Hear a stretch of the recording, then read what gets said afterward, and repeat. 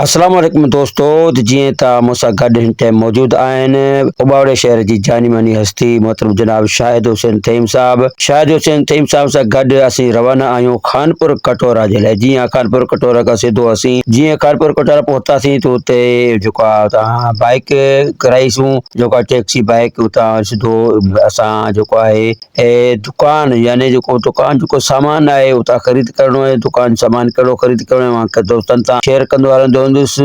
ऐं हीअ ॾिसो पिया अवां ॾिसो त हीअ जेको आहे दुकान जो मालिक आहे अकमल। जी हाँ, अकमल मोगर साहब जी शॉप आहे जिते अव्हांखे ही मिलंदो पूरो लोह जो सामान, यानी कि तवा तगारियूं ऐं मुख़्तलिफ़ पाल्टियूं ऐं मतिलबु खोड़ सारो कुल्हाड़ी ऐं हथोड़ी हथोड़ा ऐं बहरहाल पूरो जेको सेटअप आहे अव्हांखे जेको आहे जी अकमल मोगर जी शॉप ते अव्हांखे ही मयसर आहे, हितां मिली वेंदो आहे। ऐं हिते जेको पूरो सामान होलसेल जे हवाले सां दुकान जी ख़रीदी फरोख्त जे हवाले सां असीं हिन वटि पहुतासीं। ऐं मां ॾेखारींदो हलां, ही कढ़ाइयूं पियल आहिनि, ही तगारी बि पियल आहे, छाणी बि पियल आहे, डोला बि पियल आहिनि, कांटा बि आहिनि हिते मौजूद। ऐं हर उहो सामान तव्हां हितां आसानी सां ख़रीद करे सघो था। ऐं हुतां असांखे वरी प्लास्टिक जा पैप वठण जे लाइ वरी असां ॿिए कंहिं शॉप ते हलियासीं जिते असांखे अकमल मोगल साहब पंहिंजे बाइक ते विहारे, यानी बाज़ार शाही बाज़ार मां गुज़रंदा बाइक ते तमामु घणी रश लॻल हुई। ऐं अवां दोस्तनि खे ॿुधाईंदो हलां त खानपुर कटोरा तमामु हिकिड़ो बहितरीनु ख़ूबसूरत शहर आहे जेको ॾिसण वटि आहे। ऐं जेको असीं खानपुर शहर खे बाक़ाइदा इंजॉय कयोसीं बाइक ते। ऐं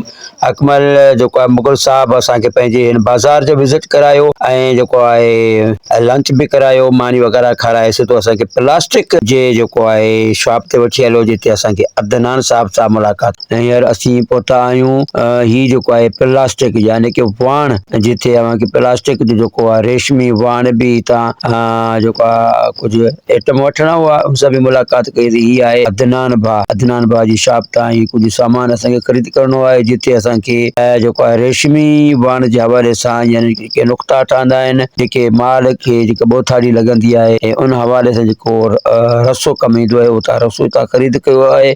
ऐं हुतां वरी आयासीं असां ही पाइप स्टोर वारे वटि। ऐं पाइप स्टोर ही आहे असांजे अकमल भाउ जो बिरादर जंहिंजी ही शॉप आहे जिते असीं पहुतासीं। ऐं हुतां जेको आहे प्लास्टिक जेके मतिलबु छित न त पवंदी आहे बारिश वग़ैरह जे हवाले सां, उहा बि दुकान जे लाइ असीं ख़रीद कईसीं। तमामु बहितरीनु नमूने सां हुतां ख़रीद फरोख्त करे वरी असीं वापसि रवाना थियासीं उबाड़ो जी तरफ़, जिते ही तव्हांखे ॿुधाईंदो हलां त रस्ते में वरी असां लंडे बाज़ार जो रुख़ कयोसीं जिते मुंहिंजे हिन बोतार खे चप्पल ख़रीद करणा हुया, जिते हिन खे को बि चप्पल पसंदि न आयो। ऐं उतां बैक थी असां पंहिंजो वरी वापसि उबाड़े पहुतासीं। तव्हां दोस्तनि खे मुंहिंजो ही व्लॉग कीअं लॻो, सुठो लॻो आहे त मुंहिंजे हिन व्लॉग खे लाइक कमेंट शेयर ज़रूरु कंदा। वरी मिलो त ॿिए वीडियो जे लाइ, तेसीं ते इजाज़त, अल्लाह हाफ़िज़।